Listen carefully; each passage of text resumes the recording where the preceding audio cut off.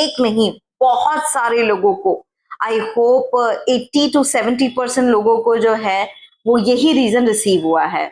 तो आज मैं आप लोगों को इसी रिलेटेड हेल्प करने के लिए आई हूँ और पूरा डिटेल्स अच्छी तरह से समझाने के लिए इस ब्लॉग में आप मेरे साथ बने रहिएगा। तो चलिए स्टार्ट करते हैं। नमस्कार, मेरा नाम है निशा चौहान। आप सभी का खपांगे ट्रैवल्स में बहुत बहुत स्वागत है।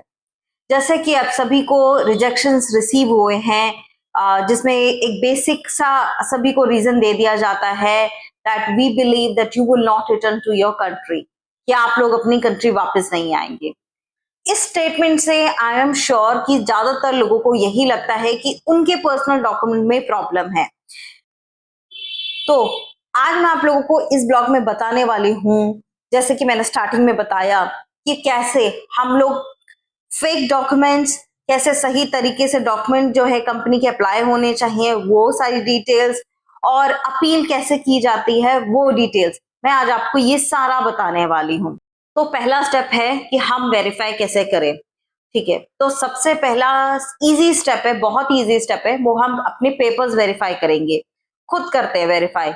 और उसके लिए बहुत ही इजी तरीका है और फ्री तरीका है एक्चुअली, जो कि इमिग्रेशन अथॉरिटी भी प्रोसेस में लाती है, वो है एपीआर के थ्रू। जितने भी हमारे डॉक्यूमेंट्स होते हैं उसमें आपको एपीआर की साइट है, जो मैं डिस्क्रिप्शन या लिंक डिस्क्रिप्शन बॉक्स में भी लिख दूंगी, प्लस मैं यहाँ स्क्रीन पे भी शो कर देती हूँ आपको। एपीआर की साइट पे जाना है हमें, वहां पर आपके जो इनविटेशन लेटर है या आपके कॉन्ट्रैक्ट पे जो भी कंपनी का नाम है या रजिस्ट्रेशन नंबर है वो हमें डालना है। और वहां पर अगर आपका सस्पेंडेड, डीएक्टिवेटेड या नहीं शो कर रहा है डिटेल, तो इसका मतलब कुछ ना कुछ तो गड़बड़ है। तो आप पहले ही समझ जाएंगे कि कंपनी सच में रिलायबल है या नहीं रिलायबल है। ठीक।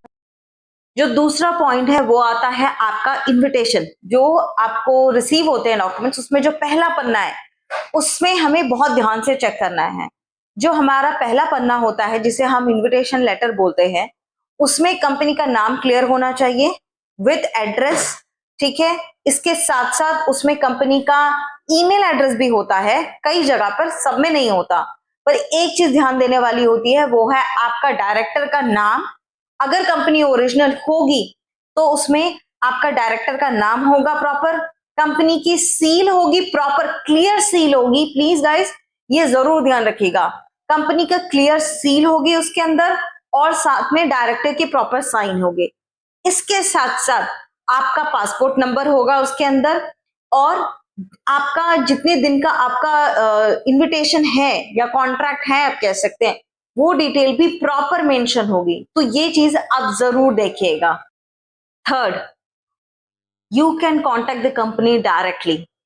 ये बहुत आसान तरीका है जो मैं आप लोगों को बताना चाहती हूँ, क्योंकि बहुत सारे लोग मुझसे क्वेश्चन पूछते हैं, मैम अब हम कंपनी से कैसे कांटेक्ट करें, या एजेंट हमें डिटेल्स नहीं दे रहे हैं, या हमें आगे डिटेल्स नहीं मिल रही है, तो उस केस में हम कैसे करें। तो आप, जैसे कि मैंने आप लोगों को बताया कि आप एपीआर की साइट में जाएंगे, और एपीआर के साइट में जाने के बाद आपको वहां पे कंपनी का नाम अगर दिख जाता है तो वहां पर कॉन्टेक्ट नंबर भी दिखेगा। तो वो कॉन्टेक्ट नंबर या ईमेल एड्रेस पे आप खुद कांटेक्ट कर सकते हैं या मेल सेंड कर सकते हैं। मेल सेंड करने के टाइम पर आप जो है उनसे पोलाइटली पूछ सकते हैं क्या उन्होंने सच में आपके नाम पर जो है वो कॉन्ट्रैक्ट इश्यू किया है या नहीं किया है। मैंने ये ऑप्शन आपको इसीलिए दिया है क्योंकि बहुत सारे लोगों ने बोला कि जो हमारा इनविटेशन लेटर है या जो कॉन्ट्रैक्ट लेटर है उस पे ऑलरेडी हमने फोन करके जो है देखा है या ईमेल करके देखा है। तो मैं आप लोगों को बताना चाहूंगी कि उसमें जो कॉन्टैक्ट नंबर होता है या ईमेल एड्रेस होते हैं वो कई बार फेक होते हैं। आप उस पे करेंगे तो वो आपको डेफिनेटली ही रिस्पॉन्ड करने वाले हैं, पर अगर आप एपीआर के साइट पर जाकर वहां पर अगर आप चेक करते हैं ईमेल एड्रेस या कॉन्टैक्ट नंबर और उस पे मेल करके आप पोलाइटली पूछेंगे उनसे, तो आपको जरूर आंसर मिलेगा।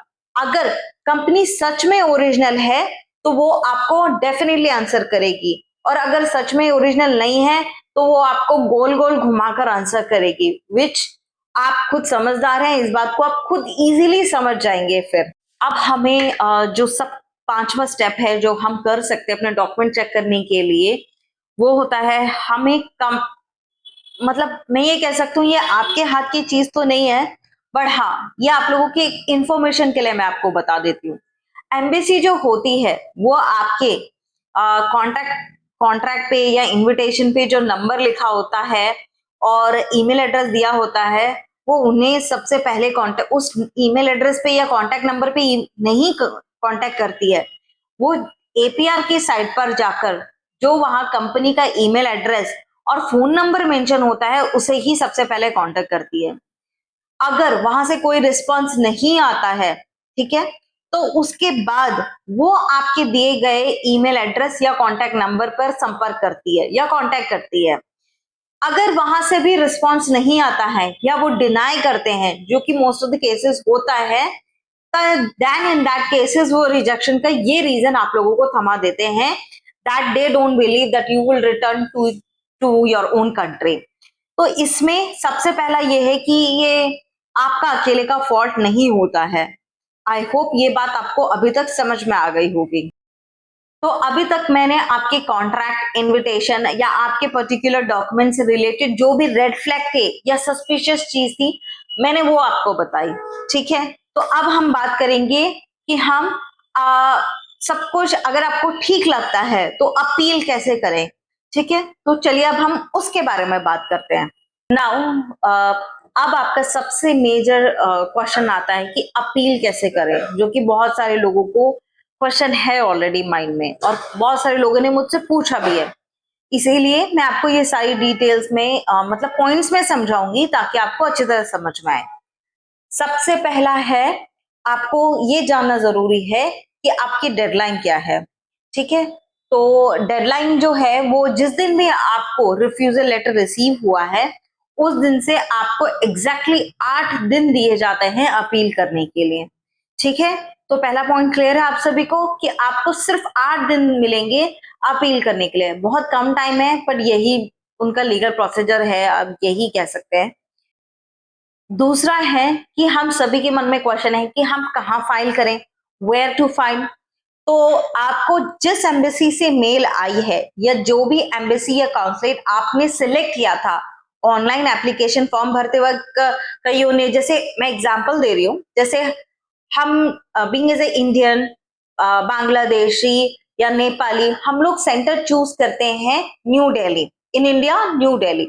तो हम अगर अपील करेंगे तो हम काउंसलेट ऑफ न्यू दिल्ली या हम जो एम्बेसी ऑफ न्यू दिल्ली, इनको ही हम प्रॉपर मेल करेंगे या अपना लेटर सेंड करेंगे। ठीक है, ये क्लियर है। इसी तरीके से अगर आप दूसरी कंट्री के हैं तो आपको जहां से भी रिफ्यूजल रिसीव हुआ है या जो भी आपका काउंसलेट है या एम्बेसी है, उसी में आपको अपील लेटर सेंड करना है।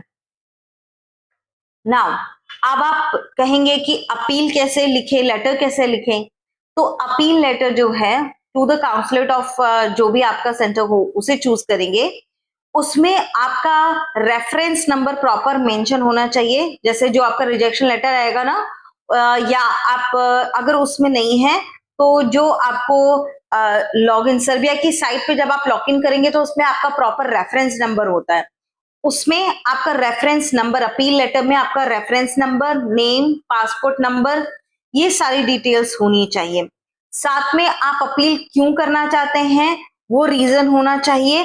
ठीक है, और आप एविडेंस के तौर पर, मतलब आप उनके अपने चीज को रखने के लिए जो भी आप पॉइंट्स रख रहे हैं या जिस रीजन से आपको लगता है कि ये रॉन्ग है, आप अपने सपोर्ट के लिए जो डॉक्यूमेंट्स हैं उन्हें अटैच करेंगे। तो अभी तक ये आपका अपील का प्रोसेस रहा। अब क्वेश्चन आता है कि अपील करने पे कितना टाइम लगेगा। तो जनरली जो टाइम स्लॉट है वो है 60 डेज का। 60 डेज लगते हैं अपील का आपका रिस्पॉन्ड मिलने के लिए, बेलग्रेड से या एम्बेसी से आप कह सकते हैं। और हाँ, इसमें एक फीस भी जमा की जाती है।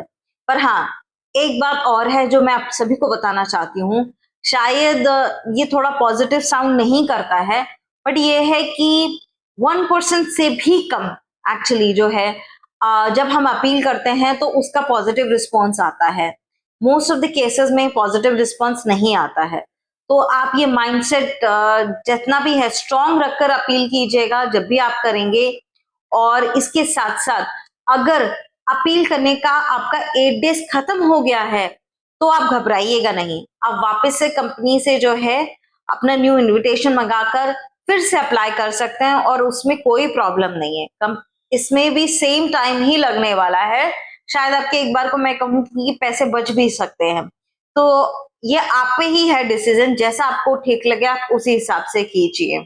इफ अगर ये वीडियो आप लोगों के लिए हेल्पफुल रही है तो प्लीज आप इसे जरूर लाइक कीजिएगा। और ये लाइक करने से भी ज्यादा जरूरी ये है कि अगर कोई अप्लाई करने जा रहा है या किसी का रिफ्यूजल आया है तो आप प्लीज इसे जरूर शेयर कीजिएगा, शायद उनके लिए हेल्पफुल हो सके। और इसके साथ साथ आप लोगों का कोई भी इमिग्रेशन रिलेटेड या वीजा रिलेटेड कोई भी क्वेश्चन हो तो प्लीज आप मुझे कमेंट बॉक्स में जरूर कमेंट कीजिएगा। मैं आप लोगों को जरूर बेस्ट जितना जो मेरे पास सही इंफॉर्मेशन होगी मैं जरूर शेयर करूंगी। Till then this is Nisha Chauhan signing out. धन्यवाद।